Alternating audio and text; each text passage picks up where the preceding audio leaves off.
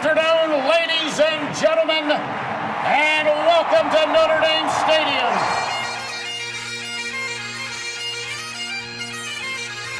Zibikowski trying to get to the outside. He has blockers in front. Tom Zibikowski, along the beat, shakes him off to the 5 and touchdown. And now it is down. It is over. And the Irish have knocked off number 1 Clemson. Brady Quinn looking, pump fakes, he rolls to the near side, throws it, it's caught by Samaja, inside the 20, inside the 10, he's going in, Notre Dame has scored! Jones is the back, he's got it again, and Jones a lot of room, Tony Jones makes a cut, gets a block, and scores! Is that the play that will seal the playoff bid for Fighting Irish? Welcome to Sons of Saturday Irish. I'm Tyler Wojak. Luke Smith is here with me as always, and today we're going to talk about Notre Dame's 35-32 win over Navy on Saturday. It certainly was a tale of two halves. There's plenty of good for us to talk about from the first half, but there is a whole lot of bad from the second half, which is probably where we're going to start today because it just left everyone with a really just terrible taste in their mouth and ruined what would have been an easy win on Saturday. So, Luke, are you ready to do this once and then never talk about it again? Let's just get this shit over with. Oh, man, if there's not one sentence that better summarizes the Navy game more. But before we get into that, just want to say thank you for joining us in the program today. We appreciate the support. We just asked that if you're watching us on YouTube, please like the video below and subscribe to the channel. And if you're listening to the podcast, hit the subscribe button there as well. And when we come back, we're going to dive into the recap and then bury the tapes for good. NFL Sundays are only getting better, and so are the incredible offers at DraftKings Sportsbook, an official sports betting partner of the NFL. Right now, new customers can bet just $5 on any NFL team to win and get $200 in free bets if they do. Check this out. Right now, everyone can earn up to a 100% boost with DraftKings stepped-up same-game parlays. Go to the DraftKings Sportsbook app, place a same-game parlay, and combine multiple bets like which team will win, player props, and point totals. All right, let's take a look here at the Thursday night matchup this week. We got the Titans and the Packers. Somehow the Packers are currently favored by 1. Has Vegas watched the Packers this year? They're garbage. What's going on there? Not that the Titans are that much better, but they at least have some wins to their name. Yeah, we are recording this on Sunday morning, so the games on the 13th haven't happened yet, but the Packers stink, so I'm taking the Titans. Rodgers is washed. It's Fields' conference now. I don't want to hear about Kirk Cousins and his chains. He's garbage too, and he is my fantasy quarterback, but he will choke. So, yeah, it's the conference runs through Justin Fields now. Rodgers is washed. But, yeah, I like the Titans in this one as well. Anyways, with payouts bigger than ever, DraftKings Sportsbook is my go-to when betting on the NFL. Download the DraftKings Sportsbook app now, use promo code SOS, and place a $5 pregame moneyline bet to get $200 in free bets if your team wins. Only at DraftKings Sportsbook, an official sports betting partner of the NFL with code SOS. This episode is sponsored by Haas Company, a lifestyle brand that's about being the best version of yourself. Be the Haas. The Haas lives life without reservations, without doubt, and ready to answer the call each and every day. Check out their website at bethehaas.com and use promo code SONS for 15% off on your next order. Check them out. This episode is also supported by Roback. Shop game-changing activewear with Roback for those who crave activity. Use the promo code SONSND, that's SONSND, to get 20% off your next order in the entire store at roback.com.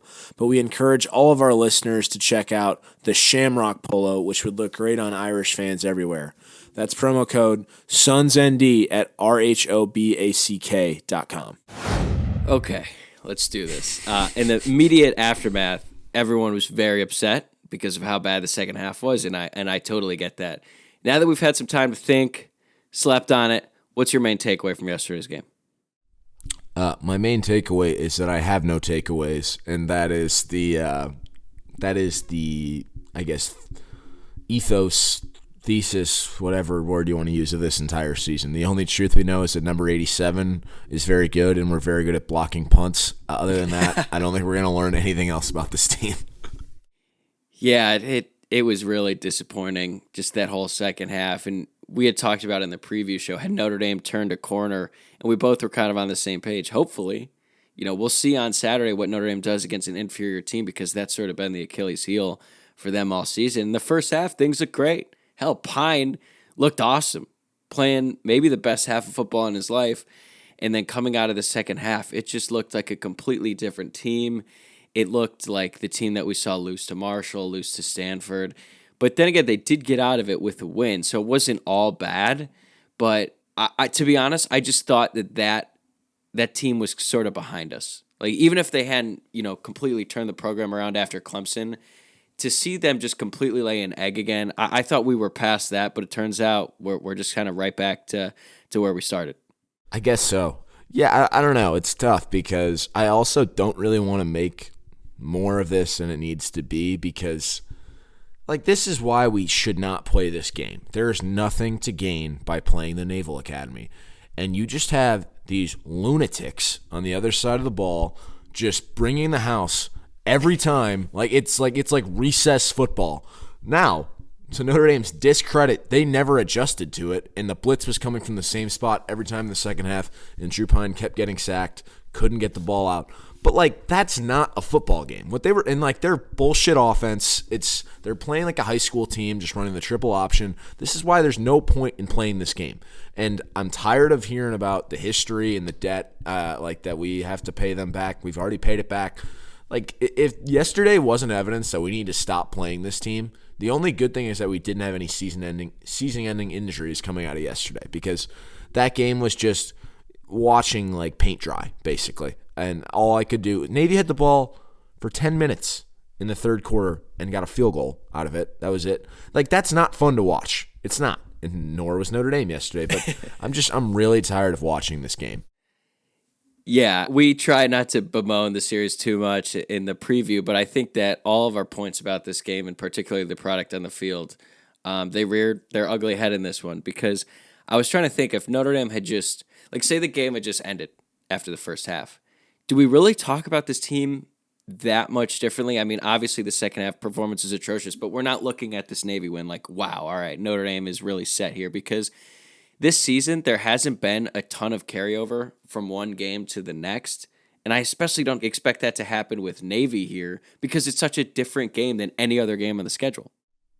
Yeah, I think the only time there's been any carryover, and there was also, I guess, a bye week between this, was from North Carolina to BYU, where Drew Pine put back-to-back really good performances together. But, yeah, you're right. Even if we end that game at halftime, you're right, Drew Pine played well, and he had some confidence, but also, a couple of his touchdown throws were all right. The Braden Lenzy play, he was wide open, makes probably the catch of the year in college football, but It should have been so much easier than it was. I know. Another day for Braden Lenzy. Now, credit to him. He had probably the best game of the season. Actually, undoubtedly the best game for him of the season, and it actually should have been a lot better because he had that touchdown. He was wide open again in the second half, and Orlovsky was screaming in the booth, Lenzy's wide open. And Notre Dame just couldn't get the ball to him. And I think the main thing here is the offense because the defense didn't look good either, but they sort of get the built-in excuse of playing the triple option. No excuse for the offense and what they put out there yesterday. There's all kinds of stats out there that show you just how bad it was, and it truly was just awful. So let's go through a few of them. They had 12 total yards. They gave up 5 sacks. They had an interception. In the second half. Yeah, this is just the second half. Had an interception on their own side of the field off of just the routine batted ball that comes every game with Drew Pine at quarterback. They went 1 of 6 on third down, 6 penalties for 49 yards, and overall just got outscored 19-0. And personally, I think it's on everyone. I actually, we've been really hard on Pine this year, and he was certainly responsible yesterday for some of that, but I don't think it's all on him. So, there's so many things to pick apart here. What sort of sticks out to you just from the offense's dreadful performance in the second half? I'd say the unwillingness to adjust. Navy ran the same play every fucking play. They blitzed from the edge, and we could not pick it up, and it was insane. I thought some of the pass, the blitz protection, pass protection, whatever you want to call it, was really poor. Logan Diggs put a really poor effort in it at a couple times where guys just basically overran him. I felt like our offensive line just kind of got worked in that second half by a bunch of guys that they dwarf, really, size-wise. And that's – but it's also – it's one of those things where it's yes, Notre Dame absolutely needs to adjust to that, but like nobody else plays like that. But also nobody else plays like that because a half decent quarterback just dumps it over the top and it's a touchdown. And that's what we did in the first half, which is what's so confusing because Pine was incredible against the blitz in the first. I'm not going to say incredible. He was good against the blitz in the first half because he just got rid of the ball. He could not do it in the second half. And I think that's what sticks out to me is that he just could not get rid of the football in the second half. Yeah, Navy sort of showed their cards early on that third down. Notre Dame's first touchdown of the game to Audric Estime. They blitzed the house. Notre Dame had a perfect call for it. Estime leaks out of the backfield, hits him. Pine hits him. Easy touchdown. And you would think they'd be there all second half, and they just weren't making plays. And I saw a lot of people criticizing the play calling, and we're back on the Reese and Pine thing. And Pine's issue yesterday was just he wasn't recognizing what the defense was showing him. And you're right, it was pretty much the same thing over and over and over again. And the mistakes seem so elementary that I can't believe we're in week 10 and Notre Dame can't run an RPO because they don't trust the quarterback who's been in the program for a long time to make the correct read. Our buddy Greg Flamung pointed this out on Twitter. He broke down a couple RPO plays where the read was so easy. The corners were playing 10 yards off the ball. Notre Dame ran, I think, a couple stop routes in the first play and then double outs on the outside. And it was a very easy read. Count how many guys Navy is sending. They are blitzing more guys than we have guys to protect it. And Pine gave the ball up when he absolutely shouldn't have. And I don't know how you could say that's on Reese other than maybe Reese just somehow isn't getting the message through to Pine. Like, that's the most frustrating thing because Pine is so streaky. He's kind of like the Karis LeVert of quarterbacks where some days are like in the first half you're like, oh my God, look at this. He's awesome. And then in the second half you're like, how is this guy even playing? Like, how are we at this point? So that's sort of what stuck out to me, just how Notre Dame had opportunities. I thought the plays were there, but then Pine just looked completely different and wasn't seeing anything. I like the Karis LeVert comparison there. I hadn't thought about that specifically, but that's good. Way to incorporate the NBA here. I'm sure DraftKings appreciates that.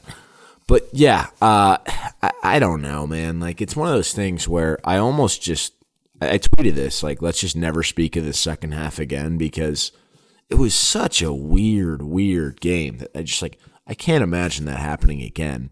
But then again, there have been so many things that have happened this year that I just never thought could happen, good and bad. So I don't really know what to make of anything there.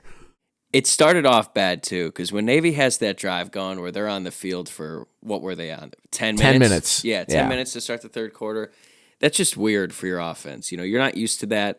And then they get the ball and then they immediately go 3 and out, which happens, you know. But it's just such a weird way to start a half in your offense. They can't get into any sort of rhythm because they're just not out on the field. The defense is out on the field the entire time. And I didn't get too worked up over the first 3 and outs. Like, whatever, that was bad. Let's move on. And then after that, it wasn't working. So you're right. Navy's blitzing all out every play. They're not disguising it. They're showing it at the line of scrimmage, like, hey, we're coming, and it doesn't matter. It reminded me of what DJ Uiagalelei did last week where Notre Dame was showing blitz, and it didn't matter. Like, he was just going to stand in the pocket and not throw it.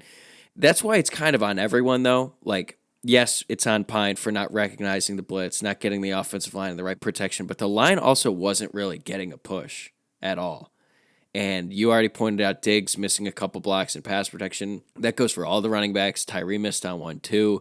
The only group on offense that I thought played really sound throughout the whole game was the receivers. Yeah, we've been on them more than anyone this season, but they were actually getting open and were there to make some plays, and they could not get the ball to them. So as we look ahead here, are you worried that Notre Dame's offense in the second half is going to be replicated in the next 2 games to come, or do you think that this is just one of those one-offs in a weird season and Notre Dame will be able to put it behind them?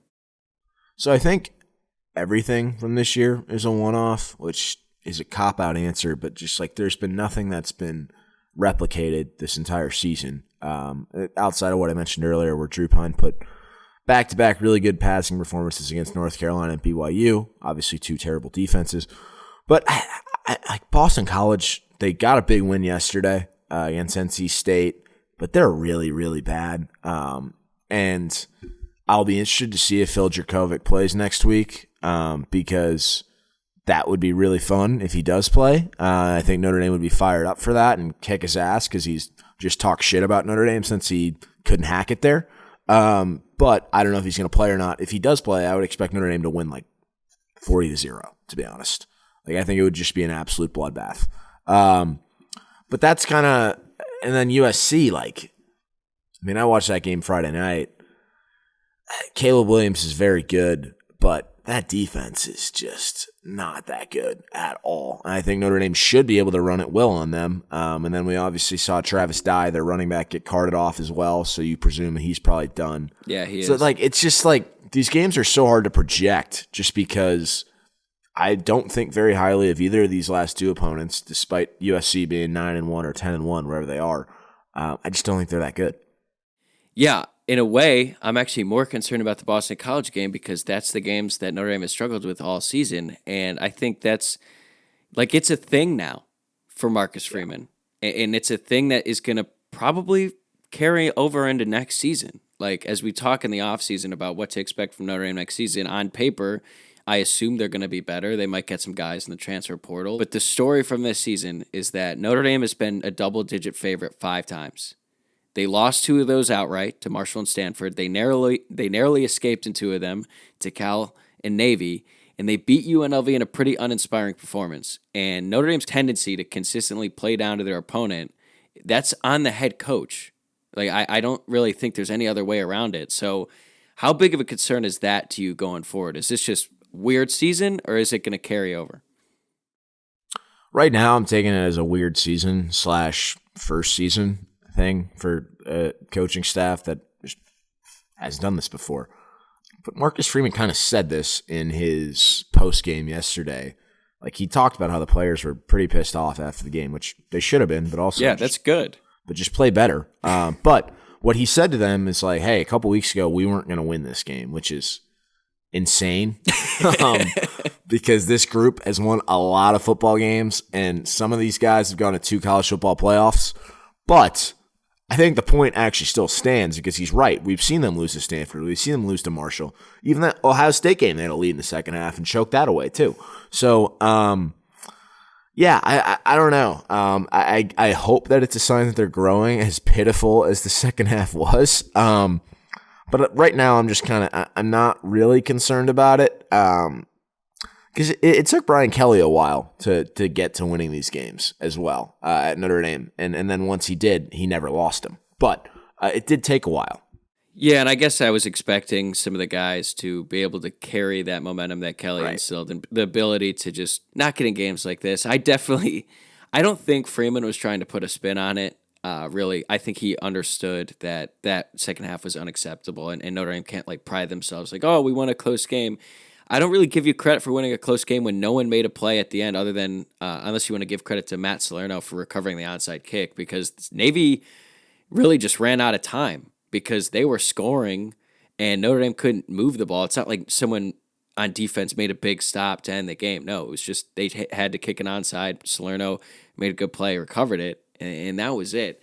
But we've talked a lot about the offense. We should talk about the defense because it wasn't just all offense's fault.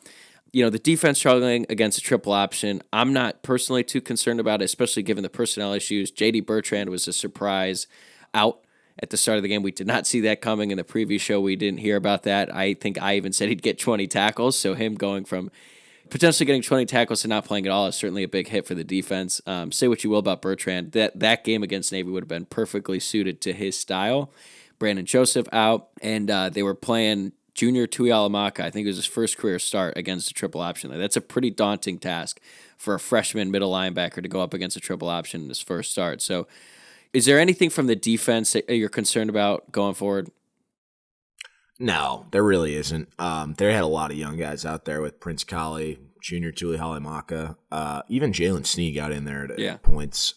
Mickey. So I don't put much stock into that. The only thing I put stock into is some atrocious calls by the officials, calling holding on DJ Brown twice, where one should have been a pick, the other just wasn't a hold.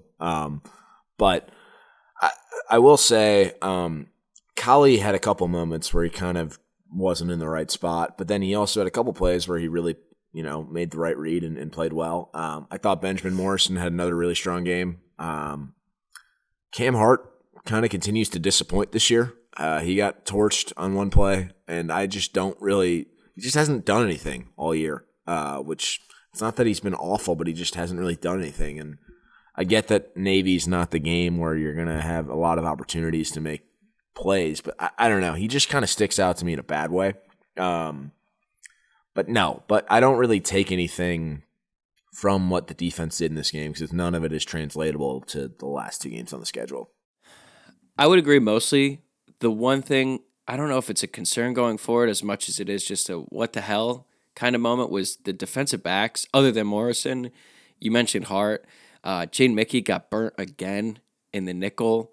I don't know what's going on there, because Mickey, in the summer we heard a bunch of great things about him. It seems like he regressed to the mean in camp, and now he's playing nickel, and it seems like whenever he's in nickel, he's just giving up touchdowns right down the middle of the field, and he's just getting burnt. His dad has been tweeting some weird sort of cryptic stuff. I don't know if it's alluding to... Yeah, this is a PSA to parents. Don't tweet about your kids in sports. It's a terrible look. It's a terrible look. Unless it's like supportive. When you're tweeting out cryptic stuff during a game, especially when... You just look like a clown. It's not... No one looks good in that scenario. Like, what do you think? No. What do you expect to gain from that? And I don't know. It's just weird stuff going on there. It's weird that Navy was basically trying to piece together some hodgepodge offense with a guy who was a third-string quarterback who was a better passer. And then Navy ends up throwing for 108 yards, which, isn't a lot, but against a Navy team, it is. And that touchdown at the end, it's just like, how is this happening? And I'm going to be honest, I don't know enough about playing defensive back, especially against Navy, if like their coverages are a lot different because they're so focused on stopping the run. But at a certain point, that shouldn't matter. Like, Notre Dame has way better athletes at DB than Navy does split out wide. So even if the assignments are a little bit different, eventually Notre Dame's athleticism should be able to take over. They should be like, you know what, enough of this shit. We're batting the ball down. We're making a play. We're getting a pick to end this game. And that just never happened. No, it didn't. And that second half was miserable. With that said, we haven't talked about any of the good of this game. Yeah, we should. We should get to this is good. A transition. As the first half was quite good. Drew Pine was responsible for all 5 touchdowns in the first half, 4 throwing, 1 rushing. Can he replicate that going forward? I would say no, but it was an impressive performance. We'd already briefly touched on the Braden Lindsey catch for a touchdown, which was a horribly underthrown ball by Pine, and Lindsey just. I don't even know how to describe that catch, but it was incredibly impressive. Did you see the Ed's BS tweet?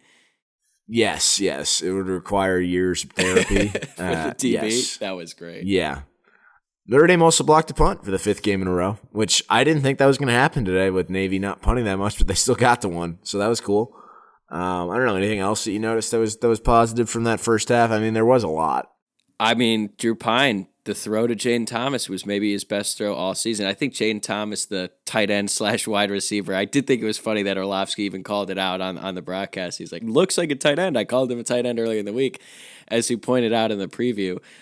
He's been coming into his own. I thought Deion Colsey had another good game. 2 catches for 50 yards, nothing that's going to jump out at you, but 2 third-down catches.